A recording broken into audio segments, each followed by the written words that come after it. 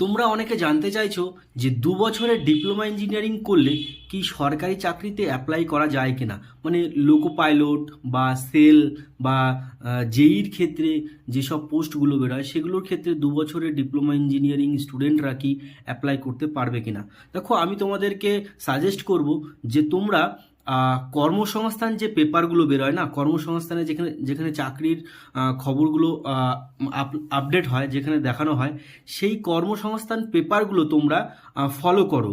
ওইখানে ফলো করলে রেলের জন্য কি কোয়ালিফিকেশন লাগে, 3 বছরের ডিপ্লোমা না 2 বছরের ডিপ্লোমা থাকলে তোমরা অ্যাপ্লাই করতে পারবে, বা সেলের জন্য তোমরা কি অ্যাপ্লাই করতে পারবে কিনা। তাই তোমাদের বলবো যে 1 মাস আগে যেসব পেপারগুলো বেরিয়েছে, এক মাস আগে থেকে যেসব পেপারগুলো বেরিয়েছে সেই পেপারগুলো তোমরা ফলো করো। ওইখানে দেখো অনেক কোয়ালিফিকেশন থাকবে রেলের জন্য, ওইখানে লেখা থাকবে 2 বছর বা না 3 বছরের জন্য ডিপ্লোমা লাগবে। Thank you.